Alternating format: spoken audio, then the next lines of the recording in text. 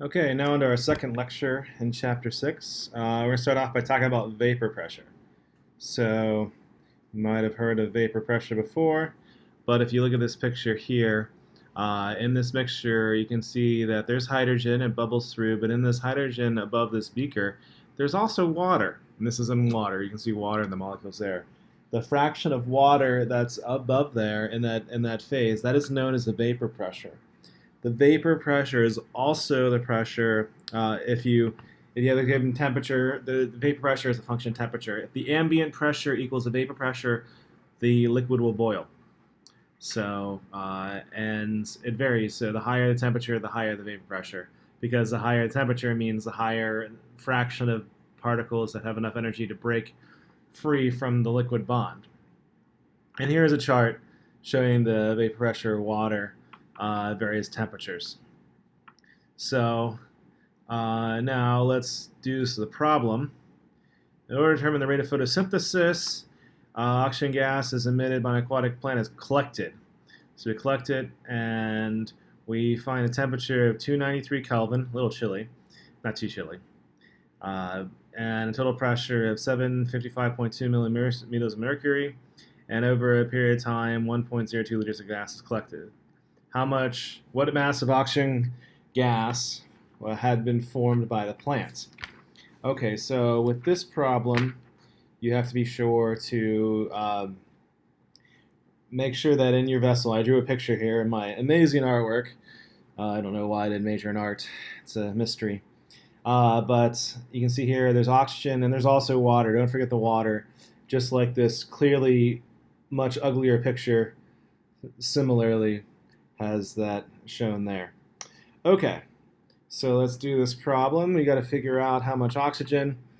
So start off with, we need to figure out the pressure of oxygen, as the total pressure is, so the total pressure is the pressure of oxygen plus the pressure of water.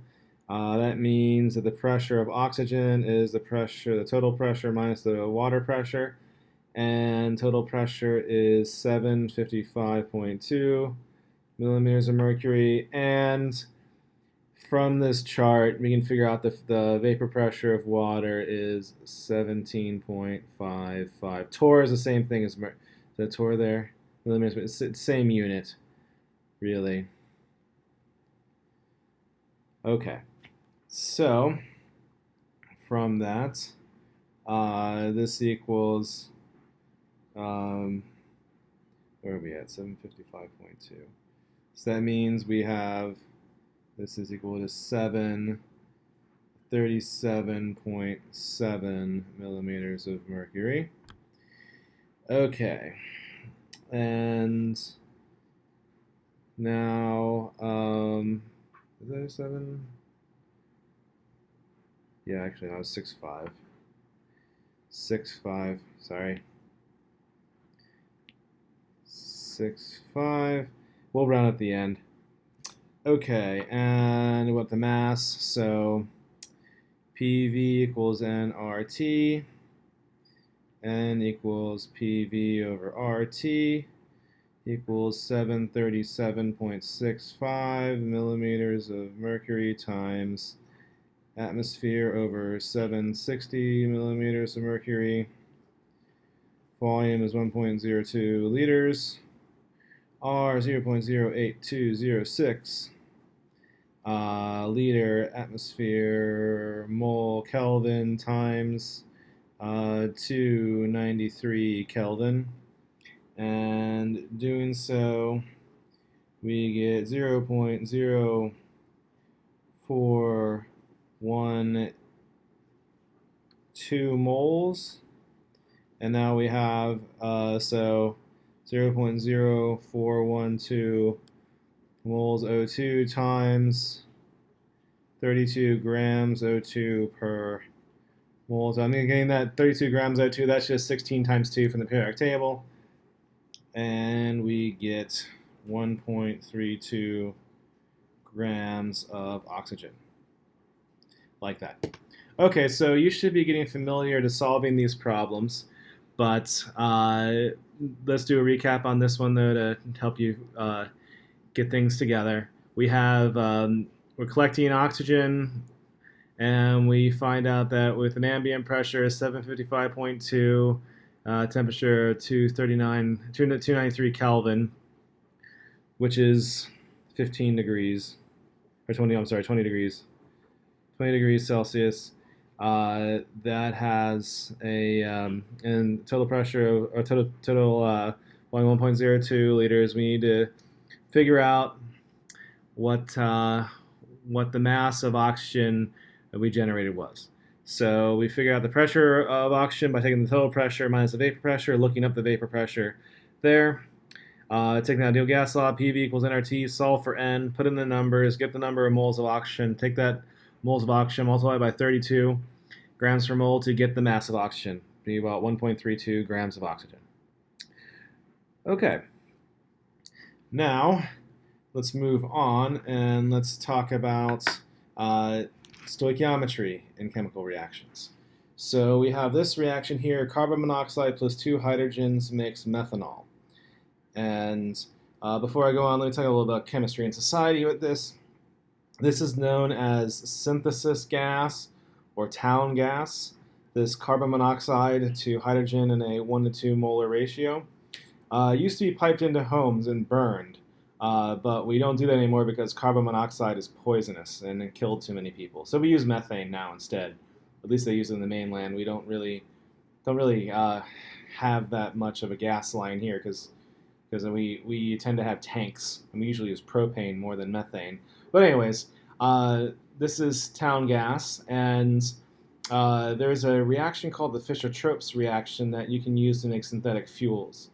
And Germany has always been, maybe they're getting up there again, but now the United States are the most technologically advanced country, but Germany used to be the most technologically advanced country in the world. They developed ammonia synthesis, how we synthesize ammonia now, and because of that, it allowed them to fight World War I. That's only they once they got the resources, then they started fighting. But that's a different story. But also in World War II, one of the things we tried to do was an oil embargo, and that was not a problem for Germany because they just made synthetic fuels. And that technology is really old. It's been around since the 1940s. So in the 1970s, in South Africa, there was an issue with apartheid. And how did the world respond with? With an oil embargo. So what did South Africa do? They responded by using that 1940s technology to generate their own fuels. And there's a company called Sasol that does that, and they generate their own fuels. And lots of other people use synthetic fuels. The Royal Air Force, the RAF, uses synthetic fuels in their jets because they burn more cleanly.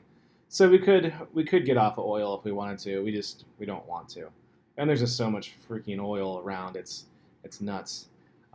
We're not anywhere near to running out.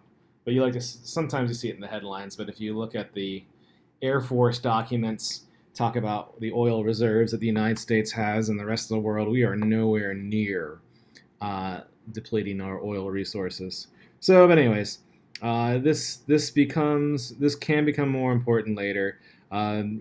Another source of this is coal. So coal can throw coal into a gasifier reactor and get this.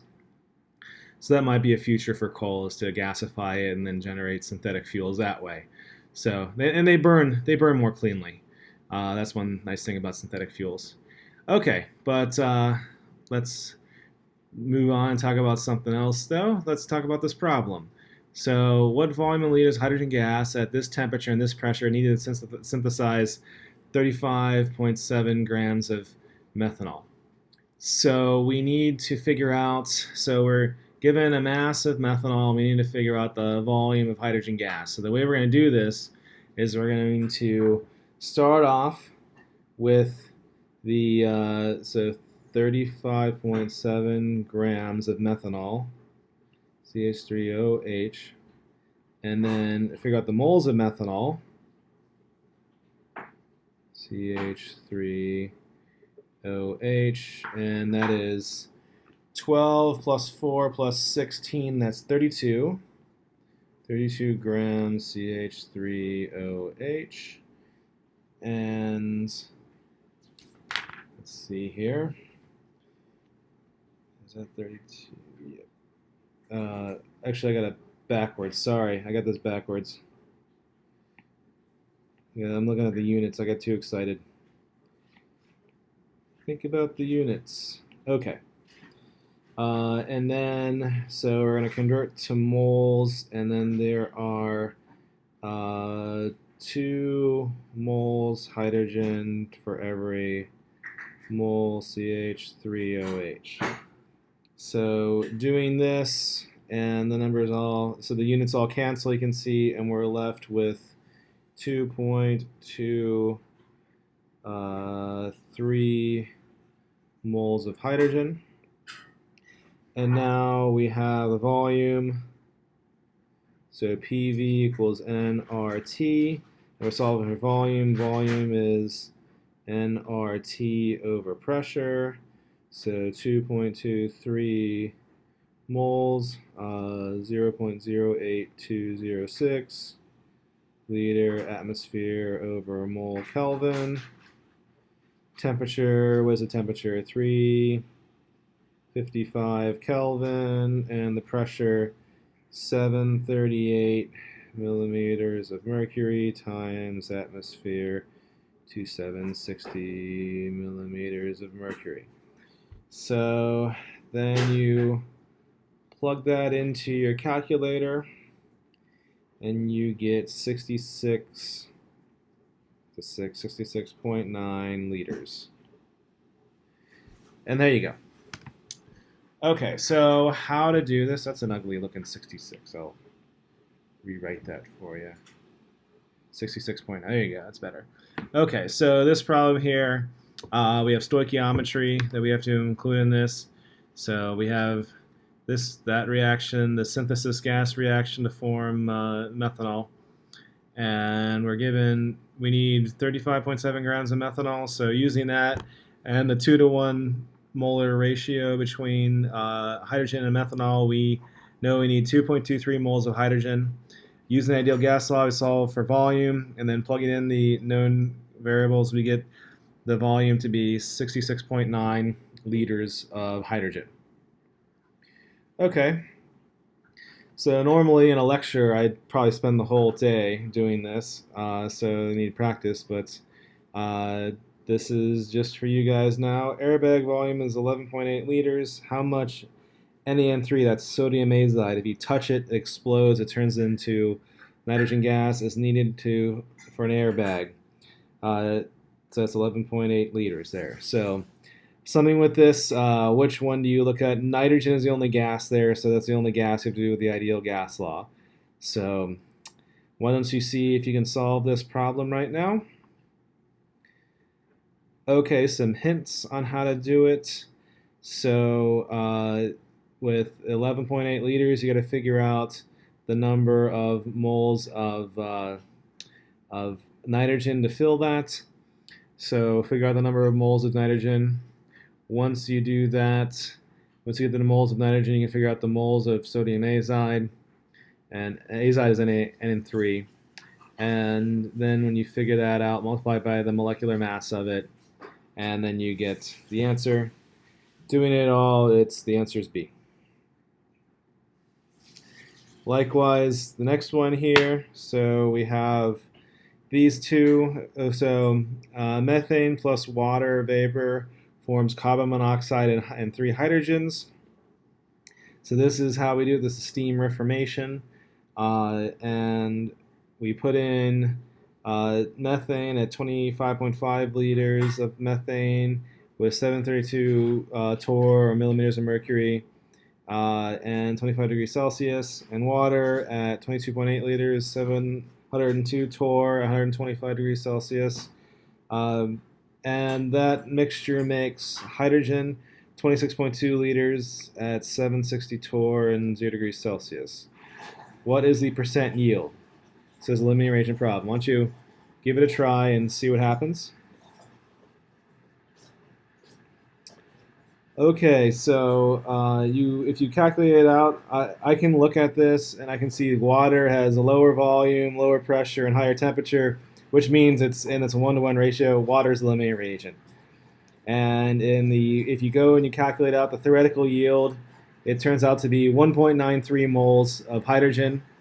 The hydrogen is 1.17 moles, and if you look at the percent yield of that, that's 60%. Okay, moving on, we're talking about kinetic molecular theory. So one thing, like if you ever go and look up nutritional information for things, like something like a Big Mac, like how many calories in a Big Mac? I remember looking, I think it's 550, or maybe I'm thinking of something else, but say it's 550 calories. Does that mean that every single Big Mac that I buy and consume, I am consuming exactly 550 calories? And the answer is no. That's not true at all. There's a distribution. Probably looks like a Gaussian, but here on the y-axis I have number. That's the number of Big Macs, and the x-axis are the calories of those. And there's a peak somewhere, and it reaches whatever it is. Hopefully, it reaches whatever it is they report. So I'm asking this because this is how temperature works. So kinetic molecular theory. This is how we're going to look at with the ideal gas law. So kinetic molecular theory here, the ideal gas law, and the ideal gas law is a derived gas law. So I'll sometimes call it the perfect gas, the gas that behaves ideally. There is no such thing as an ideal gas. Helium is probably as close as you get to an ideal gas, but there is no ideal gas. But here is our imaginary perfect gas, where we have the size of the gas particle is negligibly small. The gas has a volume, but what makes up the gas is tiny. The average kinetic energy of the particle is proportional to its temperature. And that's the definition of temperature, so that's true. And then the collision of one particle with the other is completely elastic. So that is that there is no attraction to it's not sticky at all. That all the energy is completely transferable, as nothing is stored in potential energy. Ideal gas law works pretty well. It works within about 95-ish% accuracy at ambient temperature and pressure, and we're considered low pressure and high temperature. At low temperature and high pressure, the ideal gas law does not work very well. So we're fine at this temperature and pressure. But let me talk about something called the root mean squared velocity. So what is the root mean squared? Well, velocity is both positive and negative. So how do you get rid of negative sign? Well, you square it. All squares except for imaginary numbers, right? But all real numbers squared are a positive number. Then we take the average of that squared number, and then we take the square root of it. That's the root mean squared. And the root mean squared, I'm not going to go over the derivation for this, but the root mean squared velocity of a gas is the square root of 3RT divided by the molecular weight. And if you do this, so here is the root mean squared velocity of this is the relative. And look at this graph here. The